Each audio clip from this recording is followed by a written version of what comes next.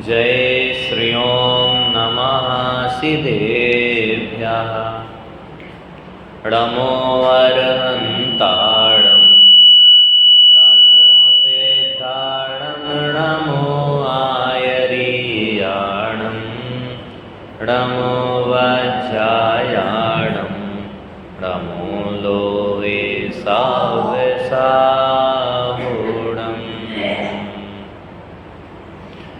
नमः समयसाराय स्वानुभूत्या चकासते चित्स्वभावाय भावाय सर्वभावान्तरिक्षते वन्दितु सर्वसिद्धे ध्रुवमचलमणोभवं गतिं पद्ये वोच्चामि समय पाहुड़ मृडमो सुध केवली बड़िदम। ग्रंथादिराज समय साथ जिसमें हमारी चर्चा विगत दिनों से पहली गाथा से प्रारंभ होकर तीसरी गाथा तक पूर्ण हो चुकी है। पहली गाथा में आचार्य देव ने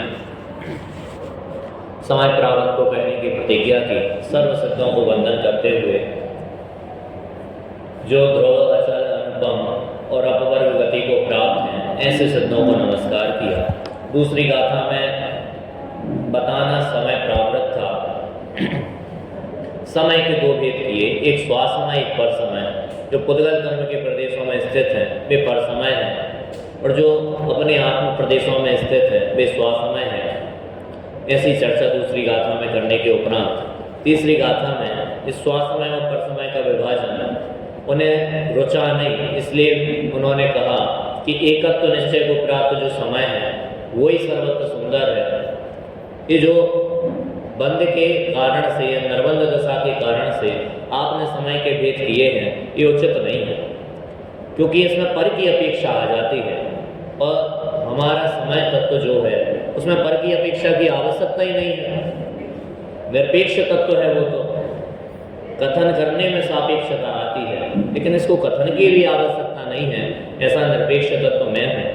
इसलिए कहा दूसरी गाथा में तो जीव तत्व कोई दो स्वास्थ्य पर समय में बांटा था, लेकिन तीसरी गाथा में सारे ही द्रव्यों को समय कह के कहा सारी द्रव्य एकत्व को प्राप्त होने से सर्वत्र सुंदर है।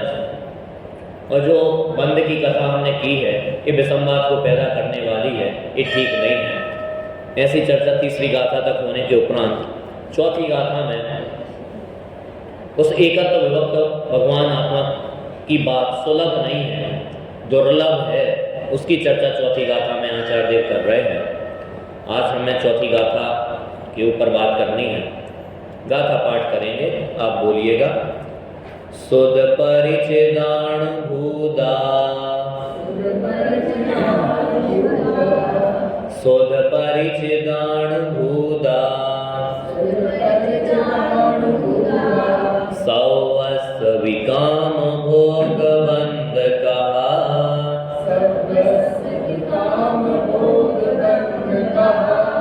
एयत्तस्वलम्भो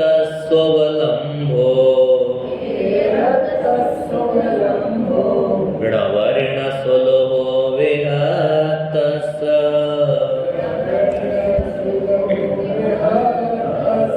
चलिए पद्यानुवाद पढ़ेंगे गायक भाव प्रबोधनी से।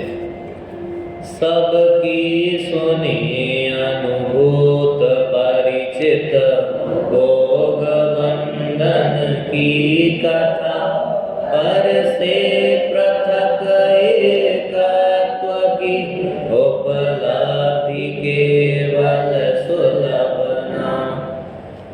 सबकी सुनी अनुभूत परिचित भोग बंधन की कथा।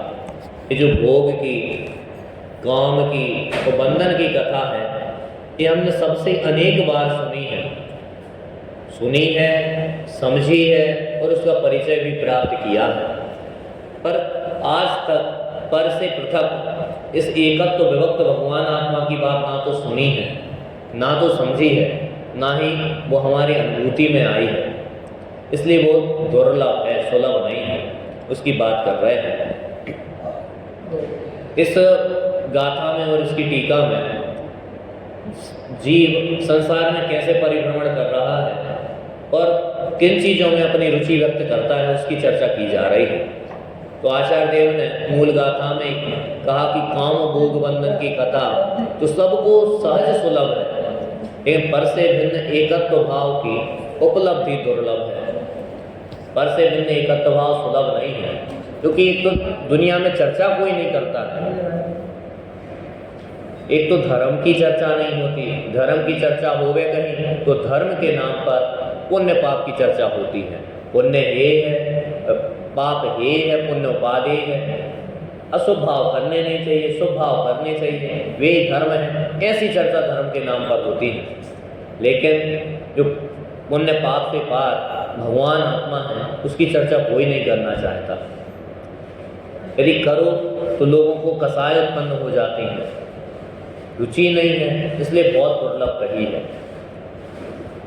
अर्थ लिखा है, काम भोग और बंध की कथा तो संपूर्ण लोक ने खूब सुनी है, खूब परिचय किया है, उसका अनुभव भी किया है, अतः वह तो सर्व सुलभ ही है। परंतु पर से भिन्न और अपने से अभिन्न भगवान आत्मा की कथा ना तो कभी सुनी है और ना कभी उसका परिचय प्राप्त किया है और ना कभी उसका अनुभव ही किया है, अतः वह सुलभ नहीं है।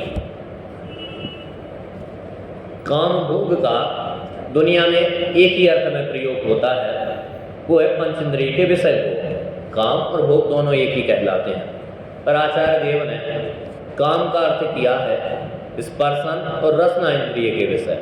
ठीक है, पीछे काम का अर्थ क्या किया है, स्पर्शन और रसना इंद्रिय के विषय, और भोग का अर्थ किया है शेष तीन इंद्रिय घ्राण, चक्षु और कर्ण इंद्रिय के विषयों को भोग में शामिल किया।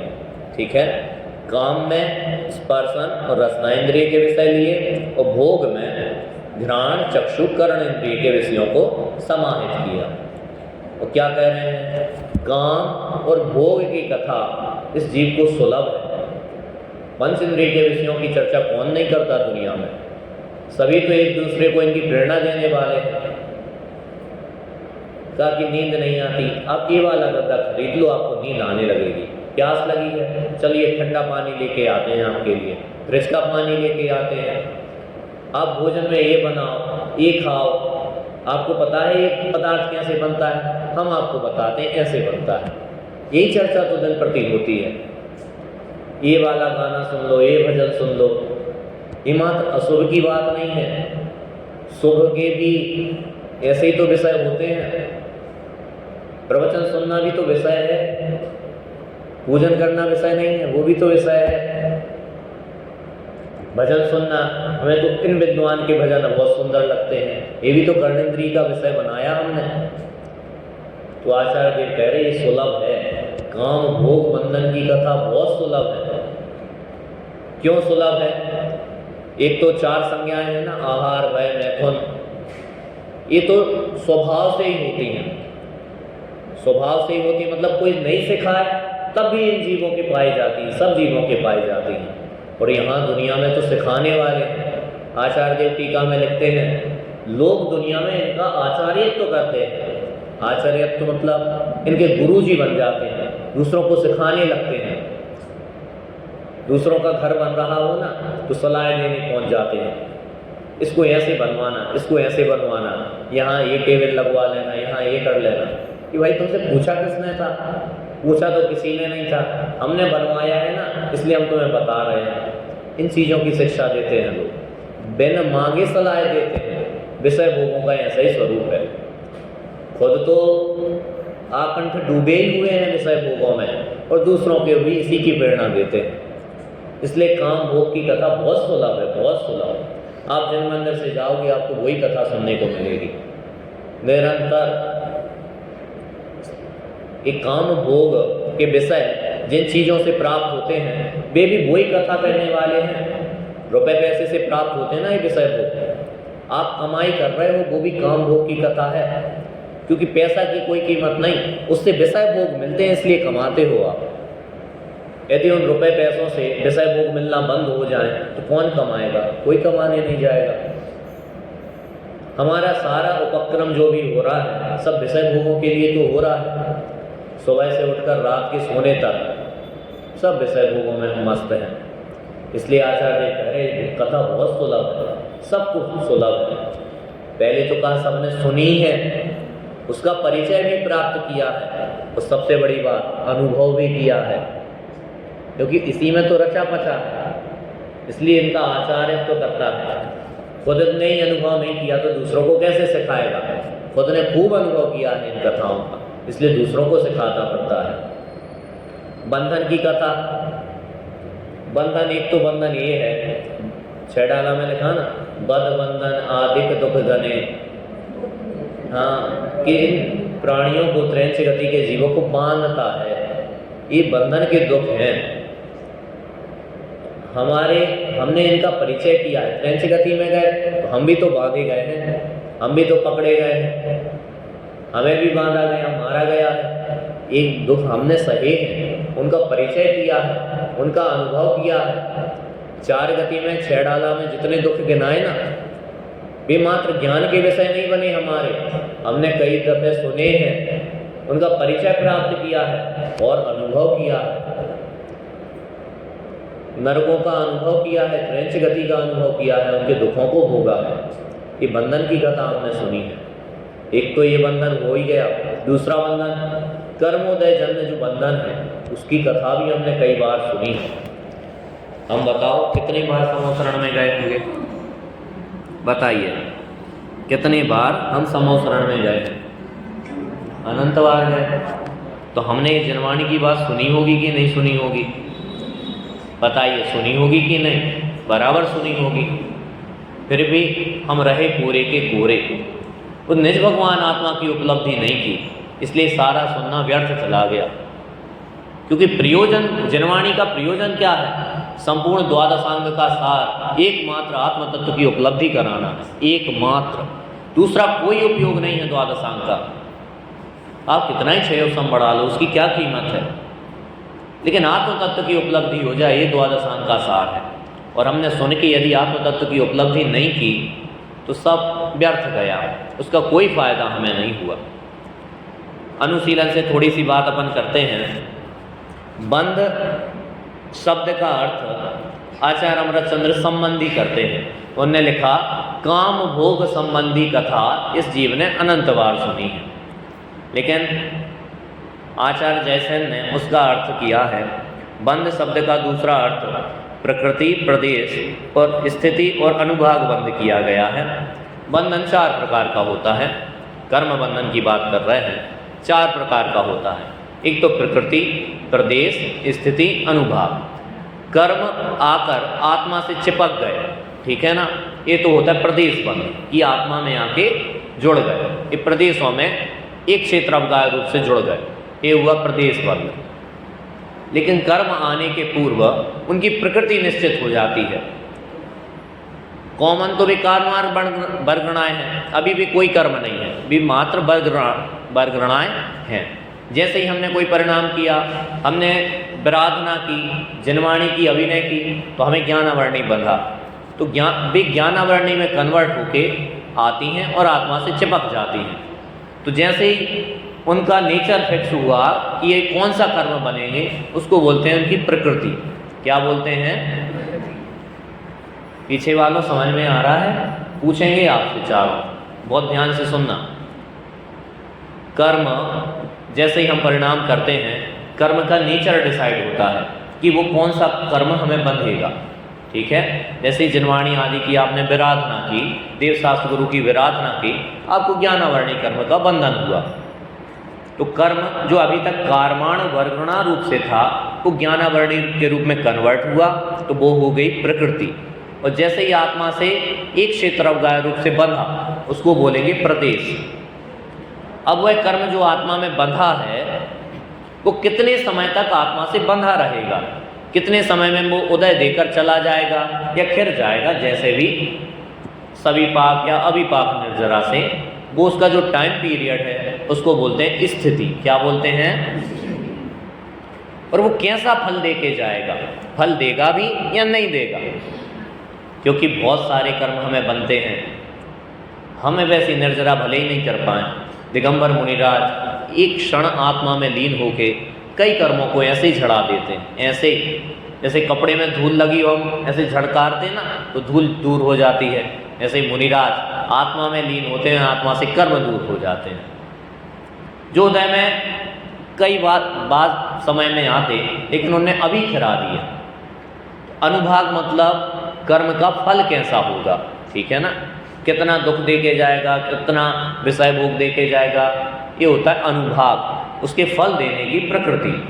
बात समझ में आई? कोई बताएगा चारों बंद कैसे हैं? चलिए बोलिए। प्रदेश बंद किसको कहेंगे?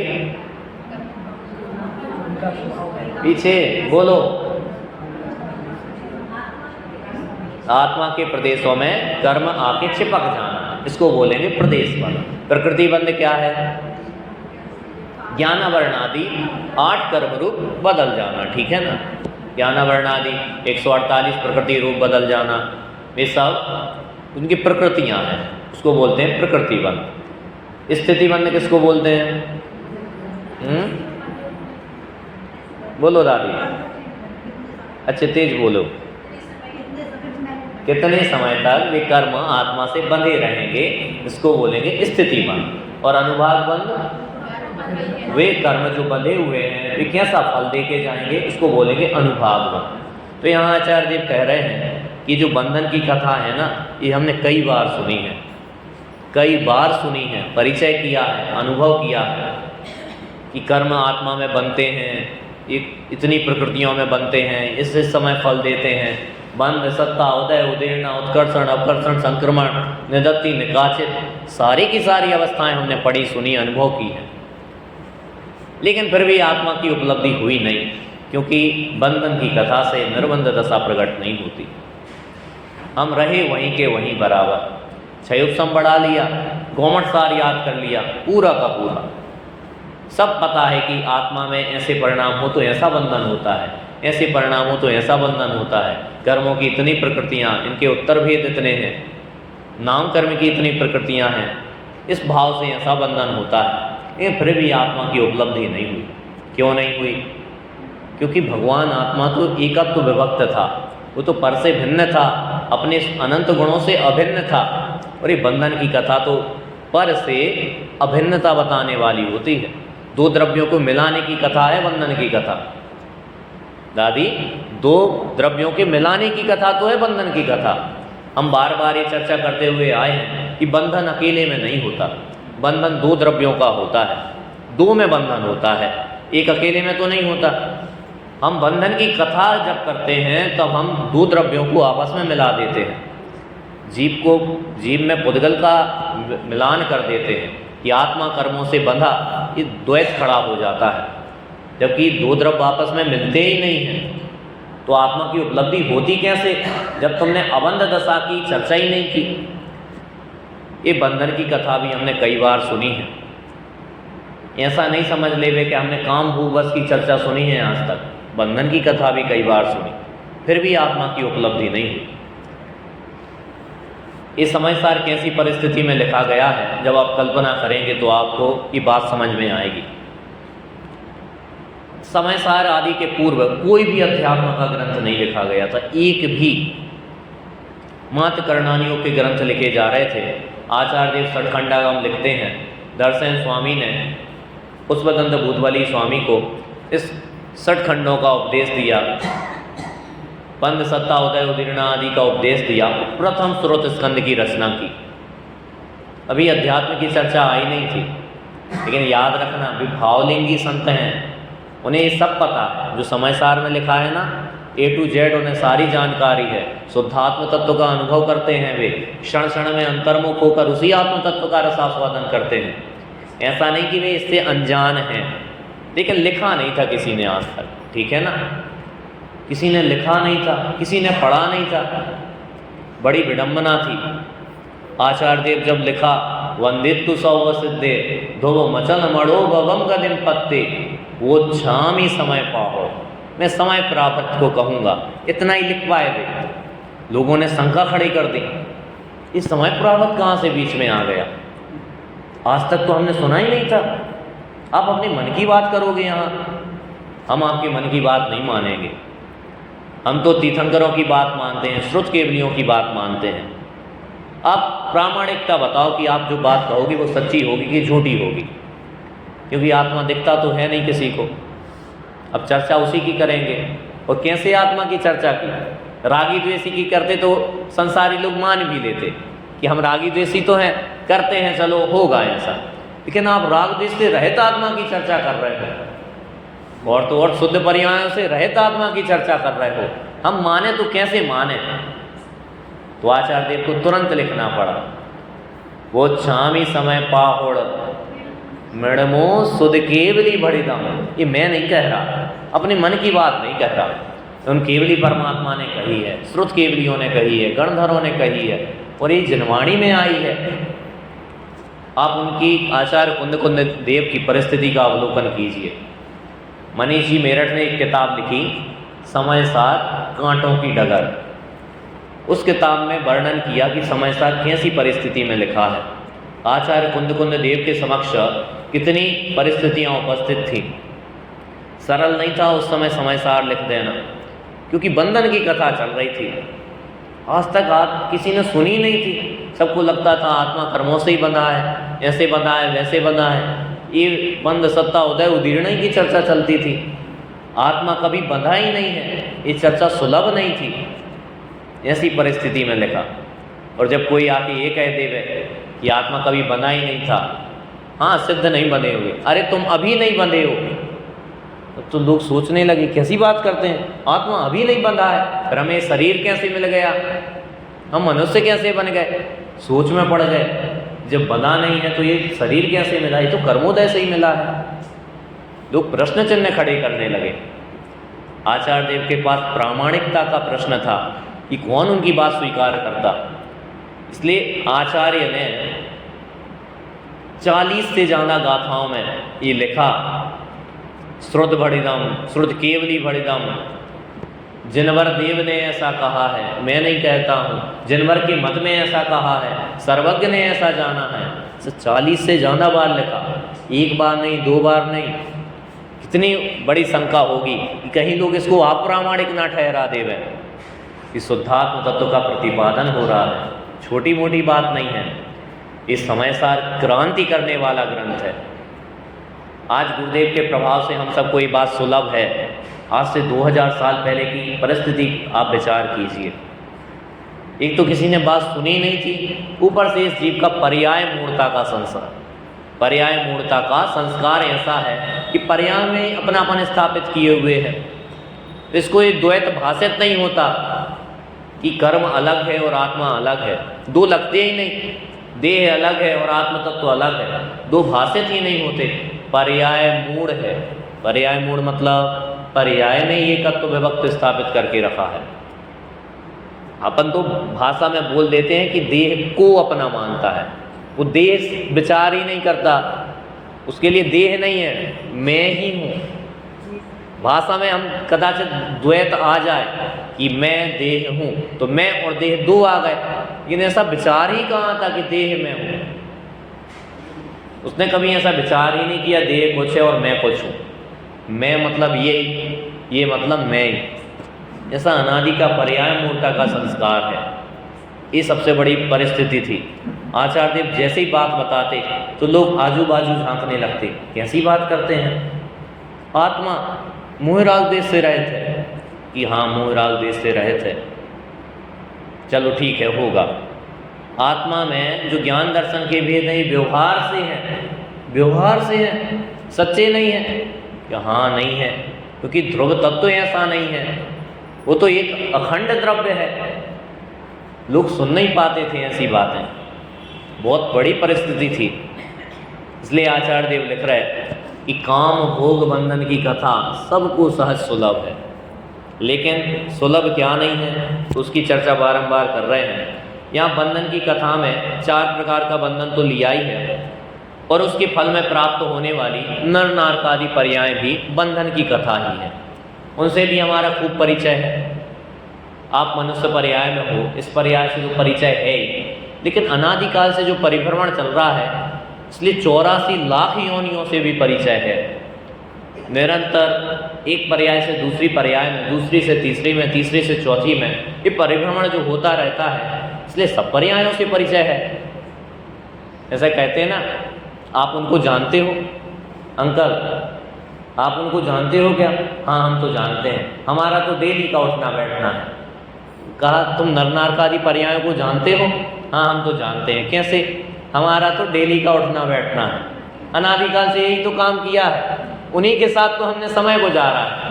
पंच परावर्तन में थे कहाँ हम? वहीं तो घूम रहे थे, उसी टूर पे गए थे, यही तो परिचय किया है। और किया क्या है? इसलिए कह रहे बंधन की कथा सुलभ है। अर्थ ख्याल में आ रहा है? बंधन मतलब क्या? पहला अर्थ हमने किया था कि पशु आदि को जो बांधते हैं ना, हम परिवार में बंधे हुए हैं, पशु को रस्सी से बांधते हैं, तो ये बंधन की कथा है, इससे हम शुद्ध परिचित हैं। दूसरे बंधन की कथा में हमने क्या लिया?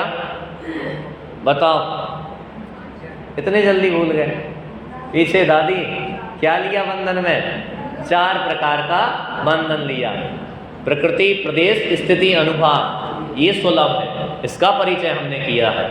और तीसरा बंधन की कथा क्या है कि कर्मोदय के फल में प्राप्त होने वाली नर नारकादि पर्याय, 84 लाख योनियां, इसकी कथा बहुत सुलभ है दादी? सुलभ की नहीं, लोग उसी की तो चर्चा करते हैं। इन्हीं पर्यायों में तो परिभ्रमण हमने किया है, इसलिए बहुत सुलभ है, अनुभूत है, परिचित है। और चौथा अर्थ करते हुए लिखा, तीसरी गाथा की टीका में आया था कि बंध कथा का अर्थ गुणस्थान आदि पर्याय किया है। ये सब करणानी योग की बात है यद्यपि, तो बंधन की कथा में ये सब शामिल हो गया, प्रकृति, प्रदेश, स्थिति, अनुभाग में।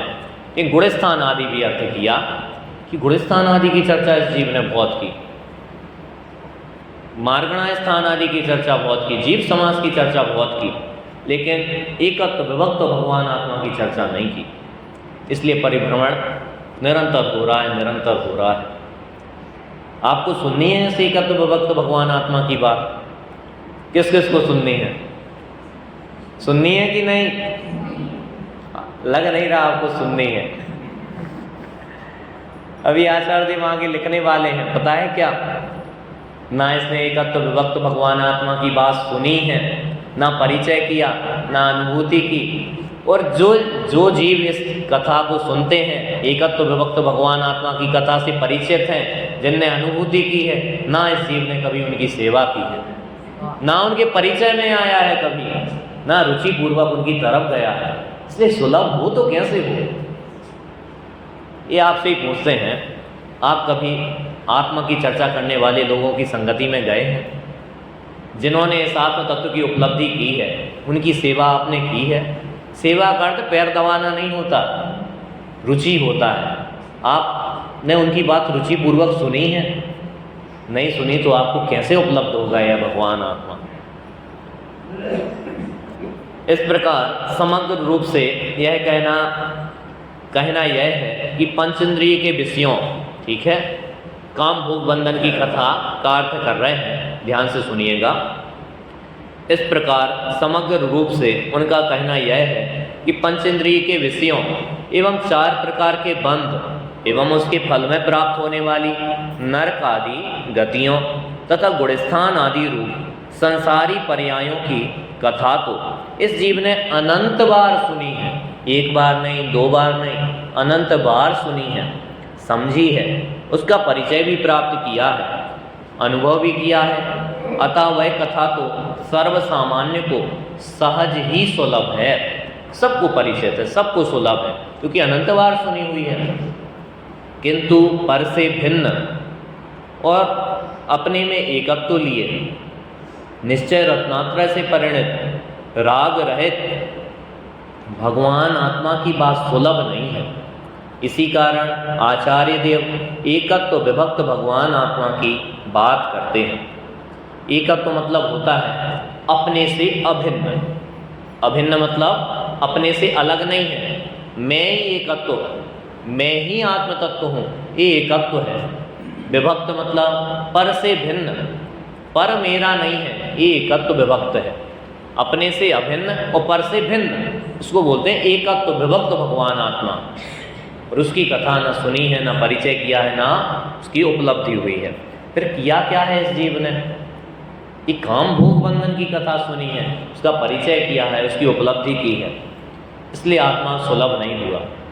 और जब ऐसी भूल की ना इस जीव ने, इतनी बड़ी भयानक भूल की, तब ये जीव सुखी नहीं रह पाया, अनादिकाल से दुखी ही रहा।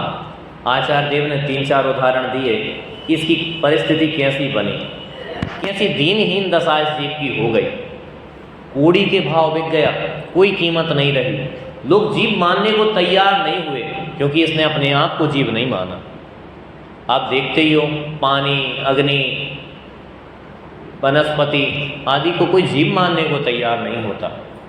हम ही तो कितना वेस्ट कर देते हैं, पानी बहा देते हैं, अग्नि को बार बार जलाते हैं, बुझाते हैं, जलाते हैं, बुझाते हैं। हम जीव मानते होते तो क्यों वेस्ट करते? हमें जनवाणी पढ़ने वाले मानने को तैयार नहीं होते, फिर और लोगों की तो हम क्या बात करें। वे तो चींटी आदि की कीमत नहीं करते जो उन्हें दिखाई देते हैं, और तो और पंचेंद्रिय त्रैंचों की कीमत नहीं उन्हें, वरना कत्ल खानों में लाखों जीव डेली क्यों कट जाते हैं, उनकी तो छोड़ो, मनुष्यों की कीमत नहीं है उन्हें। कोई बच्चा जन्म लेता है, उसके माता पिता कचड़े में छोड़ के चले जाते हैं, आप सोच सकते हो उन्हें मनुष्य पर्याय की कीमत नहीं है। कितने महापुण्य की वजह से ये मनुष्य गति प्राप्त होती है, वो कचड़े में छोड़ दिया, कुत्ते आए, कुत्ते खा के चले गए। आप अखबार पढ़ो तो डेली आपको ऐसी खबर दिखाई देंगी। हम महासौभाग्यशाली हैं, महासौभाग्यशाली। हमारे माता पिता ने ऐसा नहीं किया, उन्होंने पाल पोस के हमें बड़ा किया और जनवाणी के संस्कार दिए। कितना सौभाग्यशाली हैं हम, कौन सा महान पुण्य करके आए होंगे। दादी, हमें इस जनवाणी की बात मिली, जनवाणी की बात बस नहीं, जनवाणी की चर्चा तो 60 साल पहले भी होती थी, हमें आत्म तत्व की चर्चा सुलभ हुई, इसलिए हम महासौभाग्यशाली। और यदि हम एकत्व विभक्त भगवान आत्मा को सुलभ ना करें तो फिर हम अपने इस चिंतामणि रत्न को यूं ही वेस्ट कर देंगे। कैसी दशा हो गई हमारी जब हमने इस परिचय नहीं किया, इस एकत्व विभक्त भगवान आत्मा की बात नहीं सुनी।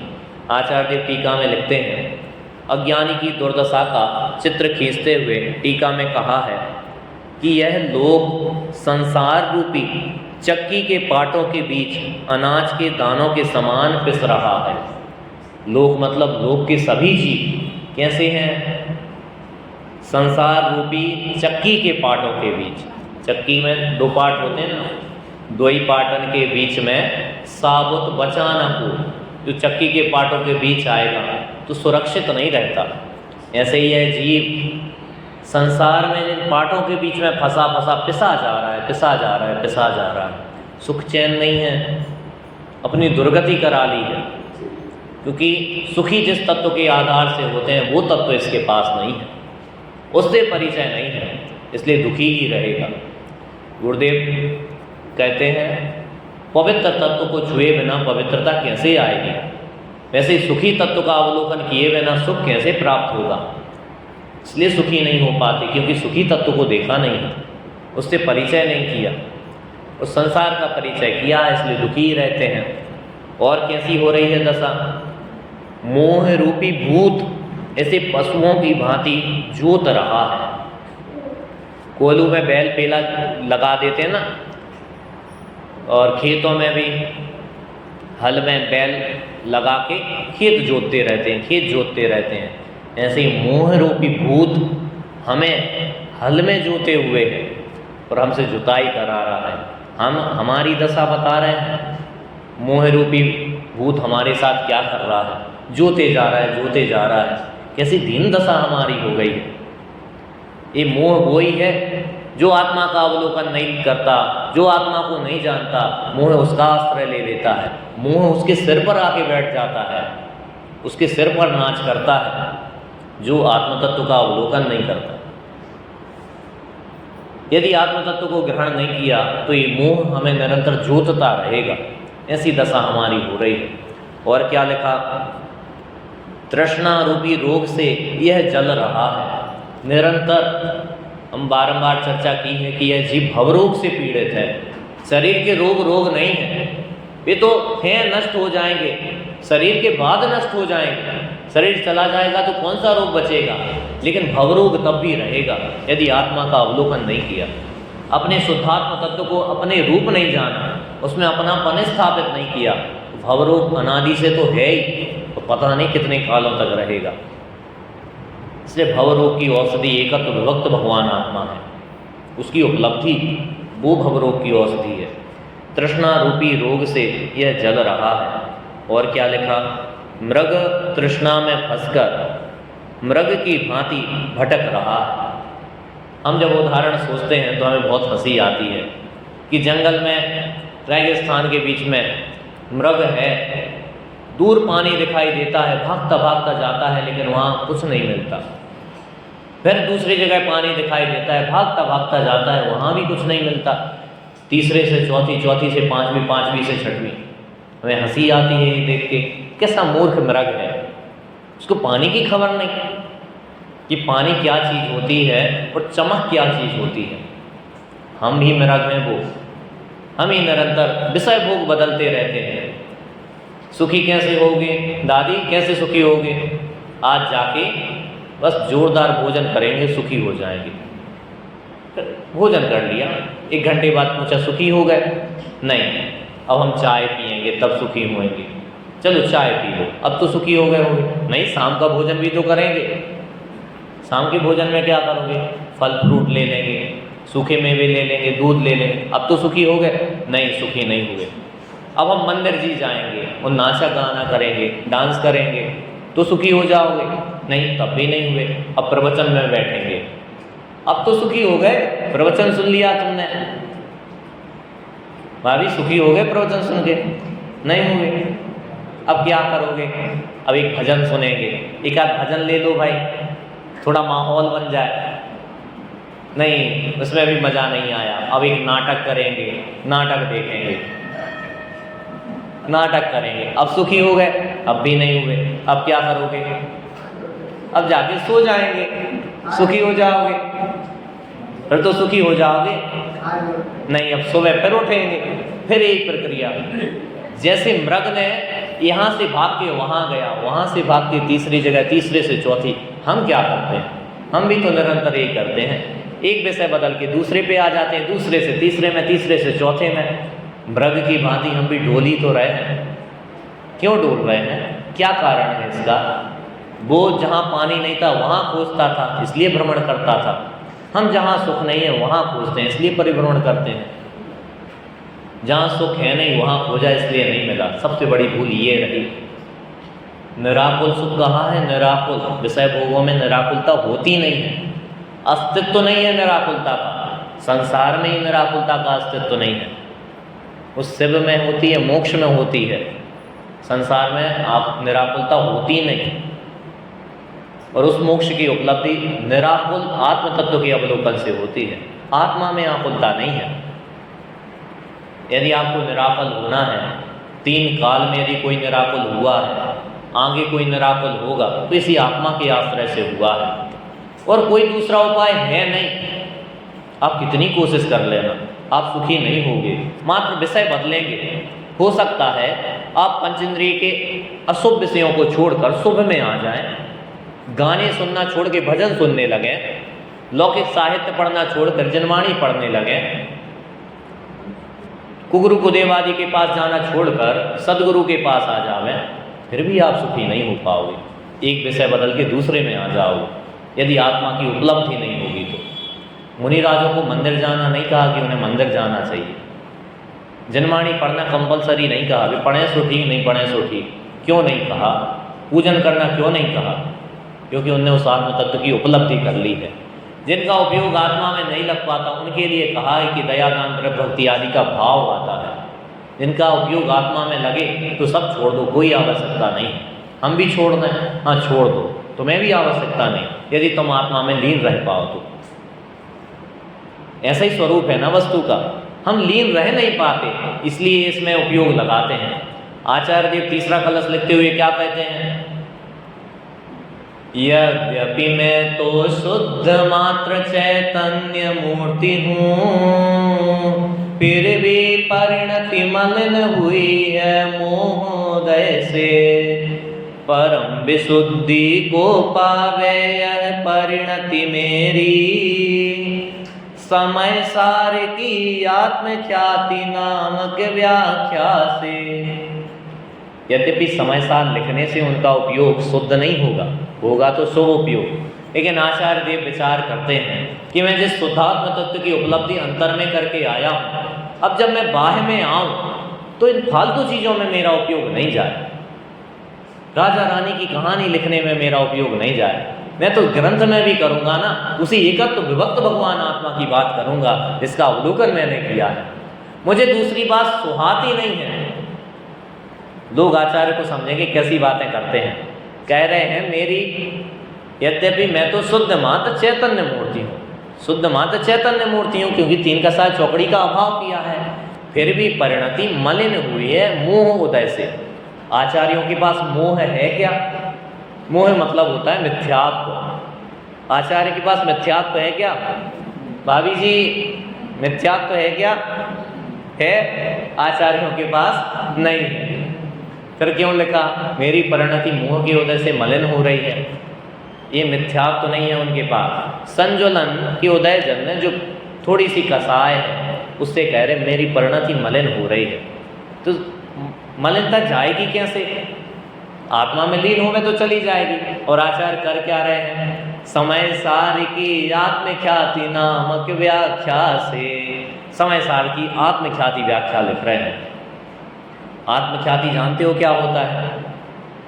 ख्याति मतलब होता है प्रसिद्धि। आत्मा की प्रसिद्धि करा रहे हैं इस ग्रंथ में, आत्मा को फेमस करा दिया। इसलिए आत्मा की चर्चा जो करता है ना, तुरंत आत्मा मतलब सोनगढ़ी, आत्मा मतलब सोनगढ़ी।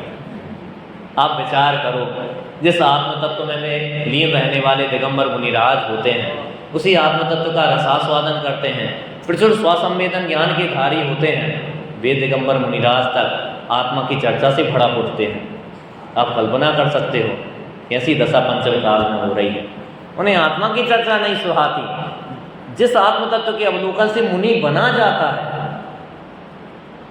साधु कहते कैसे हैं? हाँ, ज्ञान ध्यान तपोरक्त तपस्वी साप्रशस्यते। जो ज्ञान ध्यान और तप में लीन रहते हैं, किसका ज्ञान? आत्म तत्व का ज्ञान। किसका ध्यान? उसी आत्म तत्व का ध्यान। और उसी आत्म तत्व में प्रतपन जिनका होता है, वे तपस्वी होते हैं, वे साधु होते हैं। और यहाँ आत्मा की चर्चा से क्रोध आ जाए, हो कैसी दशा हो रही है। आत्मा की चर्चा मतलब जानते हो, हमारी चर्चा हो रही है। अपनी चर्चा किसको पसंद नहीं आती? जिन्हें अपनी चर्चा पसंद नहीं आती, उनकी चर्चा कौन करेगा? इसलिए कोई नहीं पूछता जो अपनी चर्चा नहीं करते। जिन्हें अपनी कीमत नहीं, दुनिया में उनकी कीमत कौन करेगा? कोई कीमत नहीं करता। इसलिए कोई जीव मानने को तैयार नहीं होता जो अपने को जीव नहीं मानते, जो अपने को आत्म तत्व अवलोकन नहीं करते। उन्हें कोई आत्मा नहीं जानता, कोई आत्मा नहीं मानता। इसलिए आचार्य देव बारंबार कह रहे हैं कि समय सार की आत्मख्याति टीका लिखूँ ना, तो उसी एकत्व विभक्त भगवान आत्मा की बात करूँगा जिसका अवलोकन मैंने किया है, जिसका अनुभवन मैंने किया है, जिसका परिचय मैंने किया है। और चीज़ों में मैं उपयोग क्यों लगाऊँ? क्यों गुणस्थान मार्गणा स्थान की चर्चा करूँ? जो तो बंधन की कथा है, जो सच्ची नहीं है, विसंवाद खड़ी करने वाली है। और विसंवाद का अर्थ क्या किया है दादी? विसंवाद का अर्थ क्या किया है? बोलो, हम पहले चर्चा करके आए हैं। असत्य है, सत्य नहीं है ये कहानी, असत्य कहानी है। बंधन की कथा असत्य है, सही नहीं है। क्योंकि सही होती तो हमेशा सही होती। आज तो बना है, कल छूट जाने वाला है। पर सच कैसे कहें? कैसे कहें उसको हम अपना साथी? तो यहीं छोड़ के चला जाता है। देह तो इसी भाव में छोड़ के जाने वाली है। कर्म रहेंगे, कुछ समय तक रहेंगे, वे भी छोड़ के चले जाएंगे। पर वे हमारे साथी कैसे ठहरे? इसलिए वे हमारे साथी नहीं बनते, वे यहीं छोड़ के चले जाते हैं, इसलिए सच्चे साथी नहीं हैं। आगे लिखा कि पंचेंद्रिय के विषयों में उलझा हुआ, फंसा हुआ यह अज्ञानी लोग परस्पर आचार्यत्व भी करता है। क्या करता है, खुद काम भोग में तो उलझाए हुआ है, दूसरों को भी उनकी ट्रेनिंग देता है, प्रेरणा देता है। भाई साहब मैं गोवा घूम के आया था, बहुत ज़बरदस्त जगह है, आप भी जाओ, कॉन्टेक्ट नंबर दूँ क्या आपको, ऐसे ऐसे संपर्क करना, इस होटल में रुकना, बहुत सुंदर होटल है, यहाँ चले जाना आप। भाभी जी कल ढोकले बनाए, मज़ा आ गया। आपके ढोकले अच्छे नहीं बनते होंगे, आप ऐसे ऐसे बनाना, बहुत अच्छे बनेंगे। इसे आचार्यत्व तो करता है, दूसरों को सिखाता है।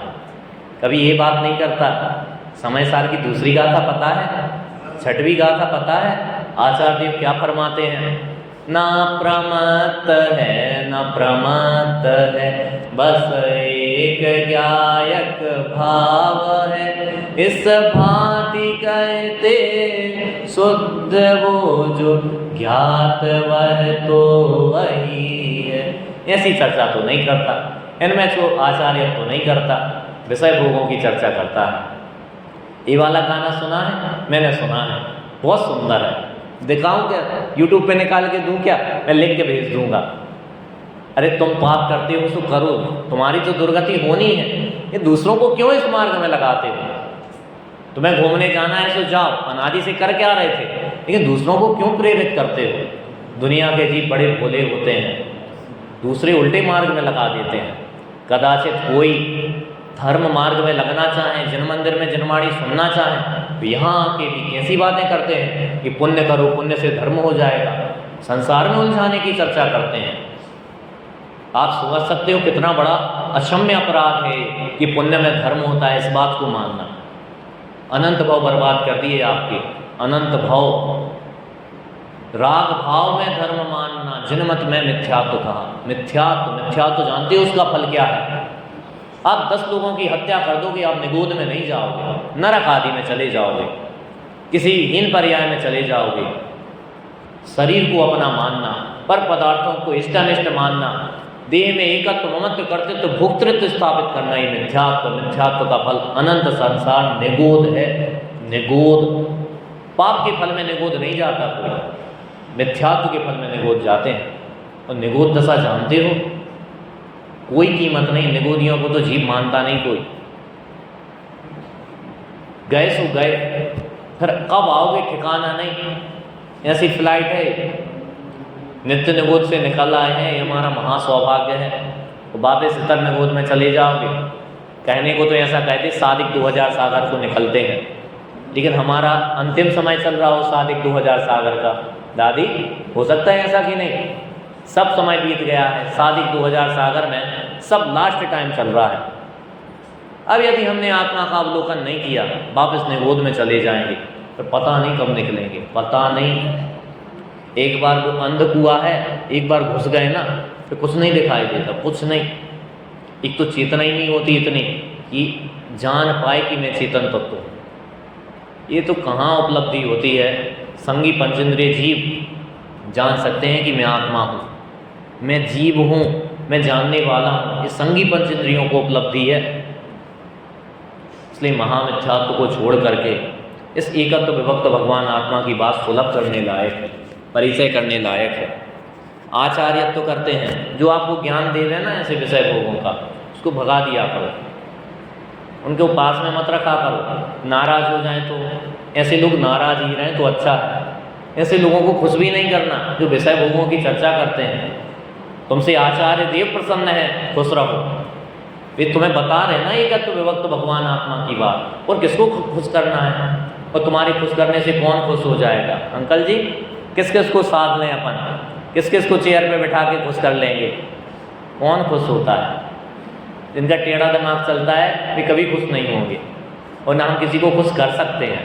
सब अपनी योग्यता से सुखी दुखी होंगे। हम कितना खुश कर लें? नहीं, आप 3 मालाएं पहनाओगे तो वे सुखी हो जाएंगे, तो 3 पहना दोगे, फिर तो दुखी नहीं होंगे। फिर कहेंगे मेरी कुर्सी छोटी थी, बड़ी कुर्सी चाहिए मुझे, फिर तो सुखी हो जाएंगे। नहीं कहेंगे मुझे पहले क्यों नहीं बुलाया, दूसरे नंबर पे क्यों बुलाया। वे कभी सुखी नहीं होने वाले हैं, क्योंकि जिनने सुख स्वभाव नहीं देखा वे सुखी होंगे कैसे? जिनको कुर्सी से सुख दुख का अनुभव होता है वे कुर्सी पे ही बैठे रहेंगे। जिनको मालाओं से सुख आता है, और उनकी तो हम क्या बात करें। बड़ी विडंबना है। इसलिए आप भी ये प्रतिज्ञा करें। देखिए, हो सकता है आपके जीवन में, गृहस्थ जीवन में पाप होते हैं, लेकिन कभी उसका उपदेश किसी को मत दिया करें। कभी भी आप कोई चीज़ अच्छी बना के खाते हो, खा ले रहे, ये आपका शौक़ है, लेकिन किसी को इन चीज़ों का उपदेश मत दिया करें। बहुत फालतू चीज़ें होती हैं, बहुत फालतू चीज़। आप कोई मशीन लेके आए, कोई भी मशीन, हीटर लेके आए, आप दूसरों को उपदेश देने लगे। आप कल्पना कीजिए, महापाप का बंधन करते हैं आप। हीटर में कितने जीवों का घात होता है, आप खुद ही यूज करते होगी आपकी परिस्थिति, लेकिन दूसरों को पाप का उपदेश कभी नहीं दें। निषेध किया है, हिंसादान कहे जाते हैं ये। आचार्यों ने तो कहा किसी को माचिस मत देना, किसी को चाकू मत देना। तुम्हारी चाकू ले जाके किसी को घोंप देवे तो तुम्हें पाप लगेगा उसका। हिंसादान कहा, हिंसा के उपकरण किसी को नहीं देना, निषेध किया आचार्यों ने। हो सकता है आपके जीवन में कोई पाप हो गए, लेकिन दूसरों को प्रेरित मत करना। आप अच्छी अच्छी साड़ी खरीद के लाए हो, दूसरों को मत बोलना कि ये लेने चले जाओ, यहाँ लेने चले जाओ, यहाँ शॉपिंग करने चले जाओ। आपकी कसाएं मंद हो जाएंगी तो आप छोड़ दोगे, नहीं छूट रही तब तक आप करो, लेकिन दूसरों को मत उलझाओ इनमें। खुद ने घर बना लिया, आपने जंजाल खड़े कर लिए, दूसरों को क्यों प्रेरणा देते हो कि तुम भी बनाओ, ऐसा बनाओ, वो करो वो करो। ये खामोखा का पाप बंधन है। तुम्हें तो कुछ मिलेगा नहीं, वो ढोकले बना के खाएंगे तो कौन खाएगा? तुम्हें नहीं खिलाएंगे, वे खुद ही खाएंगे। ये पाप का बंधन तुम्हें होगा। इसलिए फ्री का पाप बंधन नहीं करना अंकल जी। हाँ दुनिया को पसंद है, किसी को घर बनाने का उपदेश नहीं देना। असंख्यात जीवों का घात होता है, तुम्हें बनाना सो बना लो, कि दूसरों को क्यों उपदेश देना? फालतू के उपदेश किसी को मत देना। इसलिए आचार्य तो करना है जो धर्म मार्ग में करो, धर्म की चर्चा दूसरों को सुनाओ, आत्म तत्व के अवलोकन जिससे चर्चा से होता है उसकी बात करो, समय सार सुनाओ, नियम सार सुनाओ, प्रवचन सार सुनाओ। ये उनका हित करने वाली है। यदि रुचि होगी तो वो तुम्हारे समीप बैठेगा, वरना कल से आना बंद कर देगा। कोई फालतू बात करने आए ना तो तुम समय सार सुनाने लगा करो, पहली गाथा सुना दिया करो, दूसरी गाथा। रुचि होगी तो बैठेगा, वरना फिर कल से आना बंद कर देगा, कहेगा वो तो आत्मा आत्मा की बात करते हैं। नेमिनाथ आत्मा आत्मा की बात करते थे, उनके माता पिता को आश्चर्य हुआ होगा। कल नाटक में देखा था कि समुद्र विजय बोले कि ये तो आत्मा आत्मा की बात करता है, बैरागी सी बात करता है। आपसे प्रश्न है, वे तीर्थंकर हैं, ठीक है ना, तीर्थंकर है, तीनों लोगों को पता है कि नहीं? नहीं पता। गर्भ में आने के 6 महीने पहले से रत्न बरसे, आसमान में बैंड बाजे बजने लगे, देवों ने आके जय जयकार किया। 9 महीने तक रत्न बरसे, गर्भ में आए तो सबको पता है कि नहीं कि तीर्थंकर है? सबको पता है। अरे लोग निकलते हैं ना, उनके समीप मुनिराज नहीं आते, उन्हें भी पता है ये मुनि का पद बड़ा है गृहस्थ से। यदि मुनि आएंगे तो उन्हें नमस्कार करना पड़ेगा। 3 लोक की सर्वोत्कृष्ट विभूति है, इसलिए मुनि उनके समीप नहीं आते। वे आत्मा की बात करें जिसमें आश्चर्य होगा आपको। हम आत्मा की बात करते हैं, आपको आश्चर्य होता है क्या? तीर्थंकर परमात्मा जो स्वयं सम्यक दृष्टि है, बचपन से ही 3 ज्ञान के धारी हैं, अवधि ज्ञान भी तो उन्हें है, वे आत्मा की बात करें आपको आश्चर्य होगा। अरे उनको यही शोभा देता है। वे विषय भोगों की बात करें ना तो हमें आश्चर्य होगा, ये शादी करने की बात करते हैं। अरे रे, ये तो त्रिलोक पूज्यनाथ परमेश्वर है, इनसे तो लोकालोक का कल्याण होने वाला है। ये विषय भोगों की बात करते हैं। हमें आदिनाथ को देख के आश्चर्य होता है कि इतने समय तक वैराग्य नहीं आ रहा। होता कि नहीं दादी? देव ने तब तो नीलांजना को भेजा। अरे कैसे तीर्थंकर है, वैराग्य ही नहीं लेते। हम तो इस उम्मीद में बैठे थे कि तीर्थंकर का जन्म हो गया है, चलो कुछ धर्मोपदेश सुनने मिलेगा।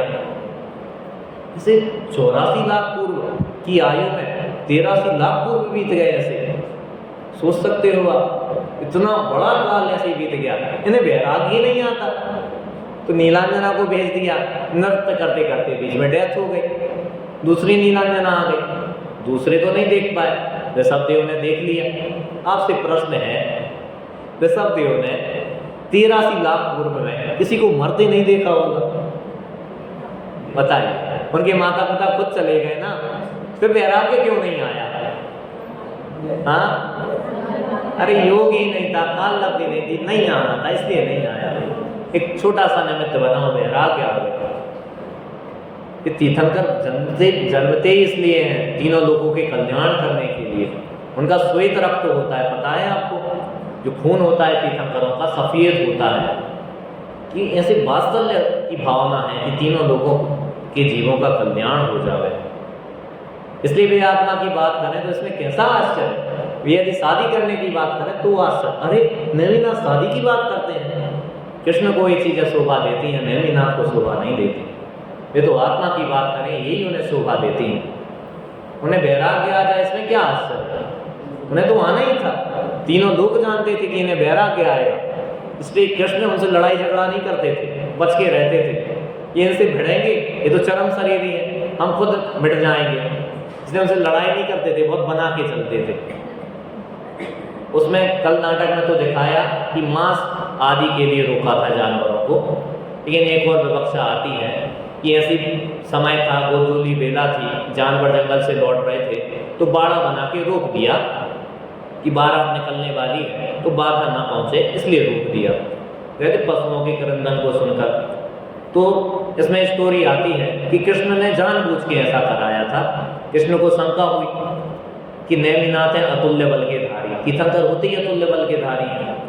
नैमिनाथ पड़ते नहीं थी झगड़ों में। जिसमें बल होता है ना वो दिखाता नहीं है, जिसमें नहीं होता वो दिखाता है।